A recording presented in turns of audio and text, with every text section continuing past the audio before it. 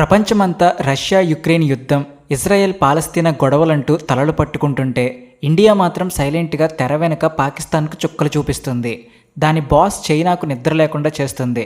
అసలు ఎవరు ఊహించని విధంగా నిన్న మొన్నటి వరకు మనం శత్రువుగా, ఉగ్రవాద సంస్థగా చూసిన తాలిబాన్లతోనే చేతులు కలిపి పాకిస్తాన్ గుండెకాయ లాంటి మన పాక్ ఆక్రమిత కాశ్మీర్ మీద భయంకరమైన స్కెచ్ వేసింది. ఈ ఒక్క దెబ్బతో పాకిస్తాన్ పరిస్థితి కుడితిలో పడ్డ ఎలుకలాగా మారిపోయింది. ఇంతకీ ఢిల్లీలో ఏం జరిగింది? భారత విదేశాంగ మంత్రి ఎస్ జయశంకర్ వాడిన ఆ ఒక్క పదం ఏమిటి? తన గోతిలో తానే పడ్డట్టు పాకిస్తాన్ పరిస్థితి ఎందుకిలా తయారైంది? ఈ మొత్తం స్టోరీ ఏంటో క్లియర్గా చెప్పుకుందాం. ఈ వీడియో చివరి వరకు చూస్తే 2025 నాటి కొత్త ఇండియా ఆడుతున్న ఈ ఇంటర్నేషనల్ గేమ్ చూసి మీరు షాక్ అవ్వడం గ్యారెంటీ. మీరు మా ఛానల్ ఇంకా సబ్స్క్రైబ్ చేసుకోకపోతే వెంటనే సబ్స్క్రైబ్ చేసుకోండి. మీకు కూడా లైఫ్లో పాకిస్తాన్ లాంటి శత్రువులు ఎవరైనా ఉన్నారా? ఉంటే వాళ్ళ పేర్లు, వాళ్ళు మీకు చేసిన ద్రోహం ఏంటో కామెంట్ సెక్షన్లో రాయండి. ఆపరేషన్ చాణక్య గురించి మనం ముందుగా తెలుసుకుందాం. ఇది ఢిల్లీలో మొదలైన డిప్లొమసీ వార్. ఇది 2025 అక్టోబర్లో న్యూఢిల్లీలో మొదలైంది. మన విదేశాంగ మంత్రి ఎస్ జయశంకర్ ఆఫ్ఘనిస్తాన్ తాత్కాలిక విదేశాంగ మంత్రి అమీర్ ఖాన్ ముత్తకీతో మీటింగ్ పెట్టుకున్నారు. ఈ మీటింగ్ పైకి మామూలుగా కనిపించినా దీని వెనుక కొన్ని నెలల పాటు జరిగిన హోంవర్క్ ఉంది. అన్నీ అయ్యాక ఒక జాయింట్ ప్రకటన విడుదల చేశారు. అందులో ఇండియా ఒకే ఒక్క పదం వాడింది. అదే ఈ మొత్తం స్టోరీకి మూలం. అదే అత్యంత సమీప పొరుగు దేశం. వినడానికి ఇదేదో సింపుల్ మాటలాగే ఉంది కదా, కానీ అసలు సిసలైన అణుబాంబు ఇక్కడే దాగుంది. ఆఫ్ఘనిస్తాన్ మన పొరుగు దేశమే కదా, ఇందులో కొత్తేముంది అనుకుంటున్నారా? అక్కడే ఉంది అసలు మెలిక. కాగితాల ప్రకారం చారిత్రకంగా ఇండియాకు ఆఫ్ఘనిస్తాన్కు మధ్య 106 కిలోమీటర్ల సరిహద్దు ఉంది. దాన్నే అత్యంత స్ట్రాటజిక్ వాకాన్ కారిడార్ అంటారు. ఇది ఒక సన్నని భూభాగం. ఇది ఆఫ్ఘనిస్తాన్ను చైనాతో కలుపుతుంది. అలాగే తజికిస్తాన్, పాకిస్తాన్లను వేరు చేస్తుంది. కానీ ఈరోజు మనం డైరెక్ట్గా అక్కడికి వెళ్ళలేం. ఎందుకంటే మధ్యలో 1947లో పాకిస్తాన్ అక్రమంగా ఆక్రమించుకున్న మన పీఓకే అడ్డంగా ఉంది. ఇది ఎలా ఉందంటే, మీ ఇంటి పక్కనే మీ బెస్ట్ ఫ్రెండ్ ఇల్లుంది, కానీ మధ్యలో ఒక రౌడీ వచ్చి అక్రమంగా గోడ కట్టి ఇది నాది అని కూర్చున్నాడు. ఏళ్ల తరబడి ఆ గోడే నిజమైన సరిహద్దు అని, పక్కింటోడు నీకు చుట్టమే కాదని ప్రపంచాన్ని నమ్మిస్తున్నాడు. అలాంటి టైంలో మీరు ప్రపంచం ముందు నిలబడి ఆ పక్కింటోడే నా అత్యంత దగ్గరివాడు, నా బెస్ట్ ఫ్రెండ్ అని ప్రకటిస్తే దాని అర్థమేంటి? మధ్యలో ఉన్న ఆ గోడ అక్రమం, ఆ స్థలం నాదే, త్వరలో ఆ గోడను పడగొట్టి నా ఫ్రెండ్ని కలుస్తాను అని ఇండైరెక్ట్గా చెప్పినట్టే కదా. జైశంకర్ చేసింది కూడా అదే. ఈ ఒక్క దెబ్బతో ఇంటర్నేషనల్ వేదికపై పీఓకే మీద పాకిస్తాన్ వాదనను పాతాళంలోకి తొక్కేసి మన హక్కును బండరాయిలా నిలబెట్టారు. ఇది పాకిస్తాన్ చెంప చెల్లుమనిపించినట్టయింది. ఈ దెబ్బకు దయ్యం వదిలిందా? ఇక అసలు టార్గెట్ చైనాకే. ఈ ప్లాన్తో పాకిస్తాన్ కంటే ఎక్కువగా చైనాకే నిద్ర పట్టకుండా పోయింది. ఎందుకంటే వాకాన్ కారిడార్ చైనాకు చాలా అంటే చాలా ఇంపార్టెంట్. ఇది చైనా ప్రెస్టీషియస్గా నిర్మిస్తున్న బెల్ట్ అండ్ రోడ్ ఇనిషియేటివ్లో ఒక ముఖ్యమైన భాగం.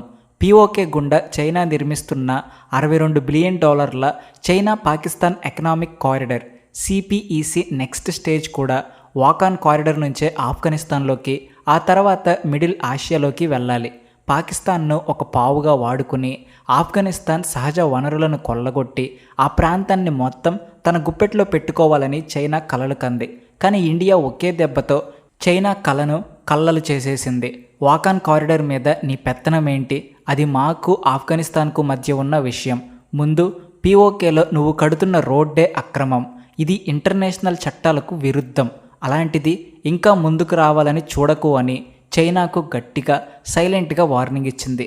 ఆఫ్ఘనిస్తాన్లో మన రాయబార కార్యాలయాల్ని విస్తరిస్తామని చెప్పి ఇకపై మేం ప్రేక్షక పాత్రలో ఉండబోమని, ఆట నియమాలను మేమే రాస్తామని తేల్చి చెప్పేసింది ఇండియా. చైనాకు ఇది ఊహించని షాక్. ఎందుకంటే అస్థిరంగా ఉండే ఆఫ్ఘనిస్తాన్ సరిహద్దు దాని జిన్జియాంగ్ ప్రావిన్స్కు పెద్ద తలనొప్పి. అక్కడ ఉయిఘర్ ముస్లింల వేర్పాటువాద ఉద్యమాన్ని చైనా ఉక్కుపాదంతో అణిచివేస్తుంది. ఇప్పుడు ఆ సరిహద్దులో భారత ప్రభావం పెరిగితే అది చైనాకు మింగుడు పడని విషయం. తాలిబాన్లు ఎందుకు ప్లేట్లు ఫిరాయించారు, పాకిస్తాన్ చేసిన తప్పులేంటి అనేది కూడా మనం ఇప్పుడు చెప్పుకుందాం. ఇక్కడ అందరికీ వచ్చే అసలైన డౌట్, ఇన్నాళ్ళు పాకిస్తాన్ ఐఎస్ఐ చేతిలో శిక్షణ పొంది వాళ్ళిచ్చిన డబ్బుతో ఆయుధాలతో పెరిగిన తాలిబాన్లు ఇప్పుడు వాళ్ళకే ఎందుకు ఎదురు తిరుగుతున్నారు? దీనికి ఒక్కటే సమాధానం, పాకిస్తాన్ చేసిన కొన్ని సరిదిద్దుకోలేని తప్పులు.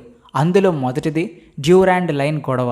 పాకిస్తాన్ ఆఫ్ఘనిస్తాన్ మధ్య ఉన్న 2670 కిలోమీటర్ల సరిహద్దునే డ్యూరాండ్ లైన్ అంటారు.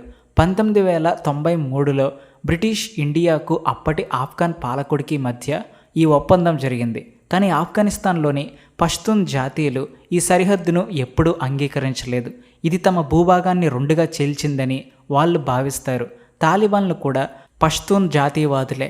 అందుకే వారు అధికారంలోకి వచ్చాక కూడా ఈ సరిహద్దును గుర్తించడానికి నిరాకరిస్తున్నారు. ఈ గొడవతో పాకిస్తాన్ తాలిబాన్ల మధ్య నిప్పు రాజుకుంది. ఇక టీటీపీ తలనొప్పి. పాముకు పాలు పోసి పెంచినట్టు పాకిస్తాన్ సృష్టించిన ఉగ్రవాద భూతమే ఇప్పుడు దాన్ని వెంటాడుతుంది. పాకిస్తాన్కు తలనొప్పిగా మారిన టీటీపీ అంటే తెహ్రిక్ ఈ తాలిబాన్ పాకిస్తాన్ ఉగ్రవాదులకు ఆఫ్ఘన్ తాలిబాన్లు పూర్తి మద్దతిస్తూ తమ దేశంలో ఆశ్రయం కల్పిస్తున్నారు. వాళ్లను మాకు అప్పగించండి అని పాకిస్తాన్ ఎంత మొత్తుకున్నా సరే ఆఫ్ఘన్ తాలిబాన్లు వినడం లేదు. దీంతో పాకిస్తాన్ ఎయిర్ డిఫెన్స్ దాడులకు కూడా దిగింది. కానీ ఫలితం శూన్యం. ఒకప్పుడు మంచి ఉగ్రవాది, చెడ్డ ఉగ్రవాది అంటూ ఇండియా మీదకు ఉగ్రవాదులను ఉసుగొల్పిన పాకిస్తాన్కు ఇప్పుడు అదే పాలసీ బూమరాంగ్ అయింది. పాకిస్తాన్ కత్తితో సాధించాలని చూస్తే ఇండియా ప్రేమతో, సహాయంతో ఆఫ్ఘన్ ప్రజల మనసు గెలుచుకుంది. గత 20 ఏళ్లలో ఇండియా ఆఫ్ఘనిస్తాన్లో $3 బిలియన్ పైగా పెట్టుబడులు పెట్టింది. సల్మా డ్యామ్, ఇది ఇండియా ఆఫ్ఘన్ ఫ్రెండ్షిప్ డ్యామ్. కాబుల్లో పార్లమెంట్ భవనం, రోడ్లు, స్కూళ్ళు, హాస్పిటల్స్ని నిర్మించింది. తాలిబాన్లు అధికారంలోకి వచ్చాక కూడా ప్రపంచమంతా ఆంక్షలు విధిస్తే ఇండియా మాత్రం లక్షలాది టన్నుల గోధుమలు, వ్యాక్సిన్లు పంపి మానవతా దృక్పథంతో వ్యవహరించింది. ఈ నమ్మకమే ఇప్పుడు తాలిబాన్లను ఇండియా వైపు తిప్పింది. ఈ మొత్తం ఇన్సిడెంట్లో పాకిస్తాన్ పరిస్థితి చాలా దారుణంగా తయారైంది. ఎందుకంటే ఆర్థికంగా దివాలా తీసి రాజకీయంగా అస్థిరంగా ఉన్న పాకిస్తాన్కు ఇప్పుడు బార్డర్స్ కూడా అన్సేఫ్గా మారాయి. వెస్ట్ సైడ్ తాలిబాన్ల రూపంలో ఎప్పుడు చూసినా ఒక ముప్పు. ఈస్ట్లో దూకుడుగా ఉన్న ఇండియా ఎటు వెళ్లాలో ఏం చెయ్యాలో తెలియక తలపట్టుకుంటుంది. దాని పరిస్థితి ముందు నుయ్యి వెనక గొయ్యి అన్నట్టు మారింది. ఇంటర్నేషనల్గా కూడా పీఓకే మీద పాకిస్తాన్ ఆర్గ్యుమెంట్ వీక్ అయింది. సిపిఈసి ప్రాజెక్ట్ భవిష్యత్తు ప్రశ్నార్థకంగా మారింది. చేతులు కాలాక ఆకులు పట్టుకున్నట్టు ఇప్పుడు పాకిస్తాన్ చైనా వైపు చూస్తుంది. కానీ ఇండియా వేసిన ఈ డిప్లొమాటిక్ చక్రవ్యూహంలో చైనా కూడా చిక్కుకుపోయింది. మొత్తం మీద ఇండియా ఒకే దెబ్బకు 2 పిట్టలు కొట్టింది.